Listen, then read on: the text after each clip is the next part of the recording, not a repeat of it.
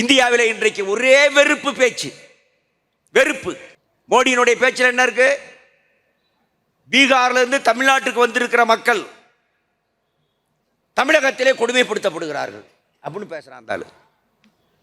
பீகார்ல தமிழ்நாட்டுக்கு வந்திருக்கிற தொழிலாளர்களை தமிழ்நாட்டில் நம்ம கொடுமைப்படுத்துறோமாமா. எங்க பேசுறாரு? பீகார்ல பேசுறாரு. இது மாதிரி ஒரு பெரிய அந்த ஆளுக்கு பொய்ன்னு தெரியும். ஆனா சொல்றாரு, ஒரு பிரதமர் தெருவில் போக்குற ரவுடி பையன் மாதிரி பேசுனா என்ன அர்த்தம்? தெருவில் போற ரவுடி பையன், அது தண்ணி அடிச்ச ரவுடி பையன் மாதிரி.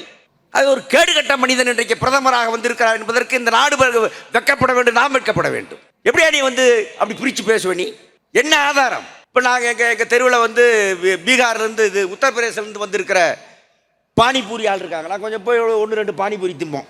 போன வாரம் நான் கேட்டேன், எப்போ உங்கள் பிரதமர் இப்படி பேசியிருக்காரு, நாங்கள் என்னமோ உங்களெல்லாம் கொடுமைப்படுத்துகிறோம்ன்றாரு. ஏன் சார் அதை பேசுகிறீங்க? இருந்தாலும் எங்கள் பொழைப்பையும் கெடுத்துருவான் போட்டிருக்கு. அங்கேயும் பொழைக்க விடல, சோத்துக்கு வழி இல்லாமல் இங்கே வந்தோம், இதையும் கெடுத்துருவான் போட்டிருக்கு. அந்தாள் எலெக்ஷன் என்ன வேணாலும் பேசுவான் சார் அப்படின்றான் அந்தாள். உண்மை.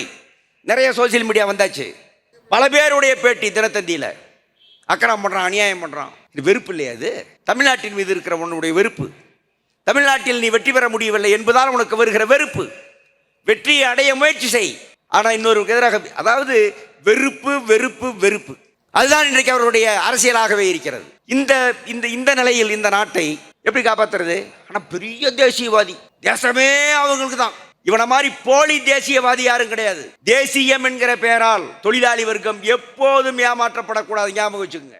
என்ன தேசம்? நான் தான் தேசம். என்ன தேசம்? என் வாய், என் வயிறு தான் தேசம். என்ன தேசம்? என் மண்ணும் மலையும் என் கடலும் நீரும், அதுதான் என்னுடைய தேசம்.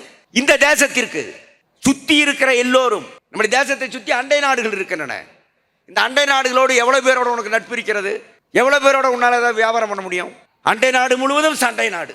ஆகவே இவருடைய வெறுப்பு அரசியல் என்பது நம்மை தனிமைப்படுத்தி கொண்டே இருக்கும்.